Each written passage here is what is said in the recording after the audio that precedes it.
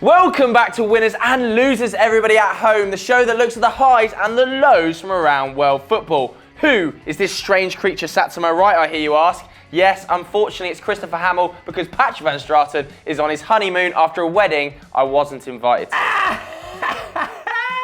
However, he was invited. How does that work? I wonder why. You're a terrible bloke. Let's move on. An absolutely terrible bloke. We're kicking it straight off in England with our first winner. It has to be Liverpool. No. It does, mate. They won 3-1 against Arsenal at Anfield, obviously edging out the Manchester United boys on points.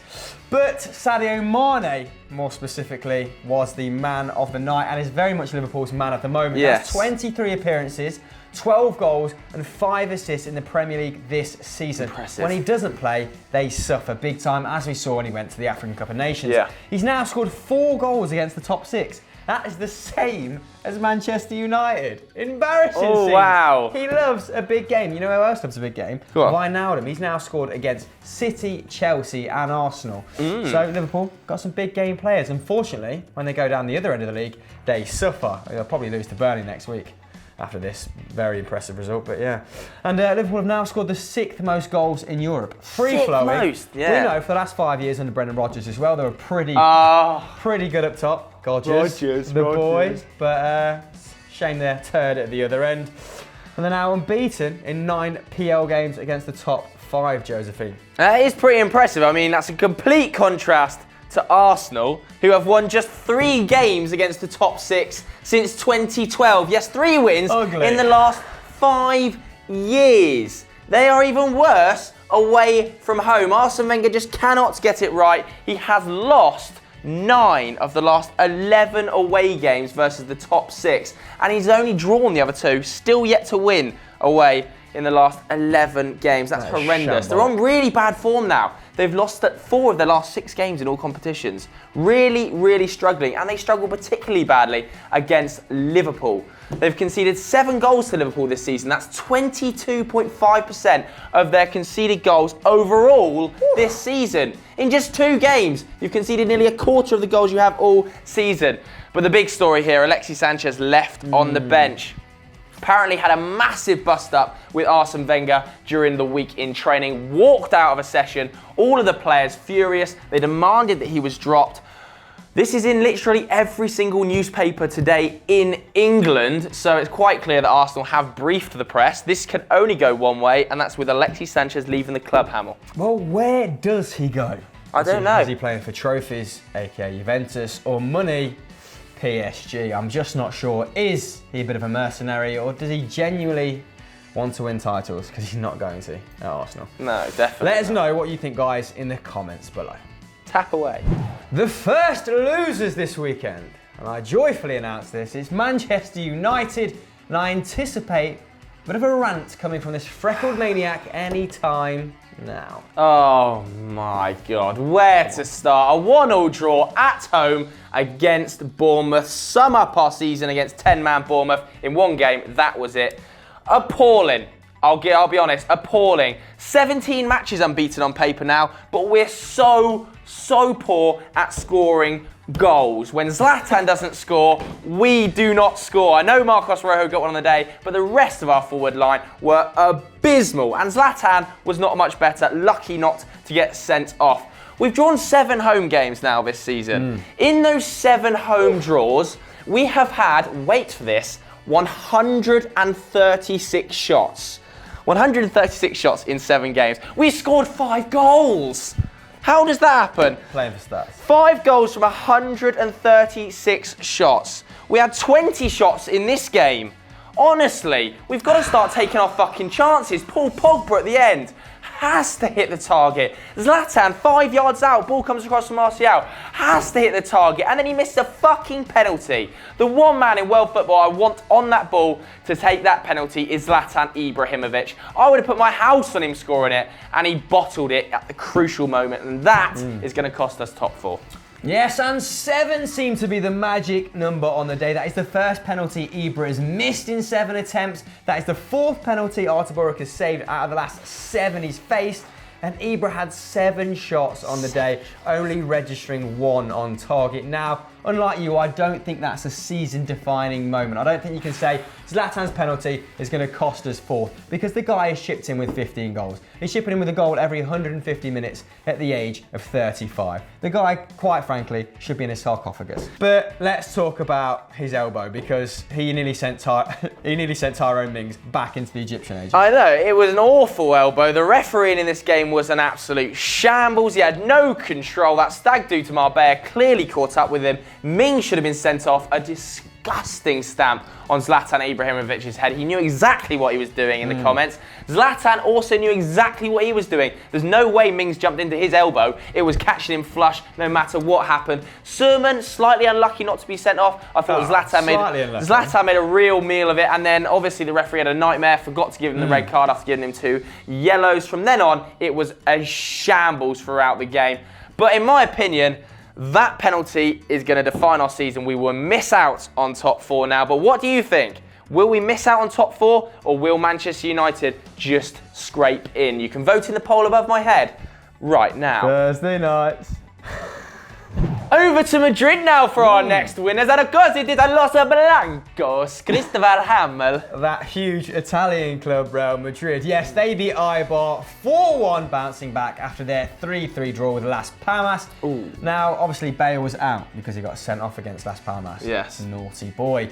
But the talking point in this game was that CR7 was also not involved. There were some very able people deputising in his stead. You're going to touch upon those in a second. But that's 9 wins without him, 24 goals scored, and only 8 conceded. Is the team evolving without him? Now, one more point. It was quite an even game for a 4-1 scoreline. They both had 12 shots, Joseph. But who are the people that made it count? In this game, James was particularly impressive, as was Asensio. But Isco also got on the scoreline against Las Palmas, proving that they are no longer super reliant on CR7 and on Gareth Bale. James has been involved in 3 goals in his last 2 games. In fact, in his Real Madrid career, he's extremely efficient. 101 appearances now for Los Blancos, 67 goal involvements. That is really impressive for an attacking midfielder. Asensio, as I said earlier, really starting to prove his worth now under Zinedine Zidane. We know how much Zizou likes him. He got his 8th goal of the season in La Liga on the weekend. In his debut season.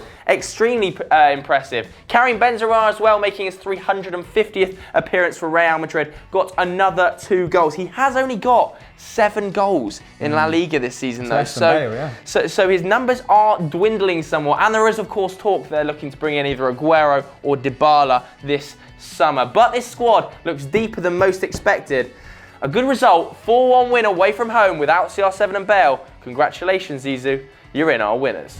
Over to the Eternal City now, Joseph, where Roma lost 2-1 to their fierce rivals, Napoli. Yeah, big game. This was a real 6 points between 2nd and 3rd place in Serie A. Roma had the chance to stretch their lead to 8 points ahead of Napoli, but with this result are just 2 points clear of them. Napoli on 57, Roma on 59 points. Roma actually arguably dominated on the field. They had 22 shots to Napoli's 13. They had 55% possession, but their utilisation of the possession was very substandard. Nainggolan, usually such a fulcrum for that side, didn't have his best day at the office, I think it's fair to say. Completed just 31 passes in the game. Really struggled against that high-pressing Napoli side. Strootman got a late goal. He played a little bit better, got 50 passes, but overall, a really, really bad day at the office for Roma, Hamel. You say that, mate, but Napoli were very solid all round, which you'd expect from Sarri's men. They work very, very hard, blocking 6 shots. They won 25 aerial duels and completed 11 tackles to show that they can do the roughhouse part of the game as well. Koulibaly, obviously key in that regard. 34-year-old Reina was also very good. He made 3 saves on the day, but their main man, obviously, was Dries Mertens, the diminutive little Belgian forward, scored 2 on the day. He also attempted 6 dribbles, only completed 3, but we'll forgive him. We'll forgive him, he's a quality player. What a baller. He also had 5 shots on the day and pissed up the corner flag cello at the Stadio Olimpico. That should definitely be on FIFA. Please don't touch me again. Napoli now closing on the automatic Champions League places, being only 2 points behind Roma. But guys, Who do you think is going to come second? Because you've won the league, basically. So true. Let us know in the comments below. Our final winners of the day come from England, and yes, it's Tottenham Hotspur. Yes, this game was very much billed as Battle of the Strikers in the blue corner, weighing a lot because the guy is muscular as fuck. It is Romelu Lukaku. Yes. And in the white corner, it was Harry Kane. Both started the game on 17 league goals. Obviously, the Spurs man won out, grabbing a brace. The first was an absolute howitzer from outside the box. Spurs have now won their 9th consecutive home game. That is their best ever record in the Premier League. They're actually undefeated at home.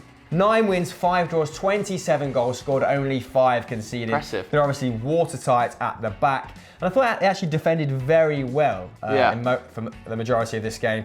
Just a couple of lapses, obviously Vertonghen slipping over for Lukaku's goal didn't help. And Dele Alli scored it yet again. No other midfielder in the English game, Josephine, has more goals than the guy since the start of last season. He's now got 23. He cost £5 million. From MK Dons. Paul Pogba cost 89. How does that make you feel? Yeah. Bad, Stupid. sad, and possibly depressed. But one man who doesn't make me feel depressed is Harry Kane. The boy is on fire. The one-season wonder does it again. 11 goals in his last 11 Premier League appearances. In fact, he's got 8 in his last 4. That is rancid. 24 goals in all competitions this season. He got 28 last season, 31 the season before that. So he's looking to better himself this year. And the man he was up against this time, like you said, in the blue corner, Romelu Lukaku became Everton's all-time top Premier League goalscorer on the weekend, bagging his 61st. That was his 18th goal in the Premier League as well. He overtook Big Dunk, didn't he? He did, overtook Big Dunk. He's on fire. There's only 3 players in Premier League history that have scored more goals before the age of 24 than him. That's Owen, Fowler, Rooney, and then Lukaku. The man he's ahead of is also Cristiano Ronaldo, so he's not bad for a 24-year-old. Very good company. Exactly. And Harry Kane's not bad for a 23-year-old either. But who's better? One season wonder, mate. But who is better, Lukaku or Kane? Vote in the poll. What a rapper. Oh, polls. Love them. Over to the Bundesliga now, Joseph, to a team who made the grade on European Roundup last week. They're back in a losers section this week. They've been playing like a bag of hot dog shit. It's Bayer Leverkusen. Yes, Thomas Tuchel handing out napkins for fun at the weekend. Leverkusen got served up a 6-2 battering at the Westfalenstadion. Not a great result because Borussia Dortmund haven't been good this season either. For the first 65 minutes of this game, it was quite close. 2-1. Aranguiz had a shocker in the first few minutes and let Dortmund in. But in the last 25 minutes, it all went to pot. 5 goals went in. Leverkusen had 12 shots. Dortmund had 20 shots. Deary me, Leverkusen will not be happy bunnies. And Roger Schmidt, in particular, will be fuming because he was fired after this game. Sacked, thrown out with the garbage by Leverkusen. Said, no, don't funk with my heart. Tell him a bit about Roger. Weird segue into my part, but yeah. Now, this is a guy who's been touted to take the Arsenal job, yes. isn't it? He's thought of very highly. Rudy Voller said now, I think he's an exceptional coach, but he's got to go in order for us to meet our targets.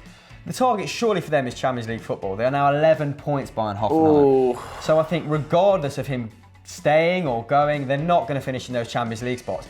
But when you take a look at the stats a little bit closer, as I did last night, I mean, they've only conceded 7 fewer goals than bottom place Darmstadt. They've lost 11 games. Jesus. Only Hamburg in the last relegation spot have lost 1 more. They've lost 12. So they've been performing really poorly, specifically at home as well, where they've only won 5 games all season. Jesus. Now, a guy who was performing well, we'll move on from that, Roger Schmidt, I'm sure he'll pick up a great job somewhere along the line. Yes. He did a great job at Red Bull Salzburg, finished 3rd last season, he'll get there.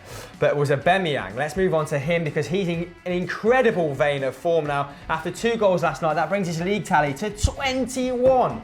Obviously the highest in the league. That's a goal every 88 minutes. That is ridiculous.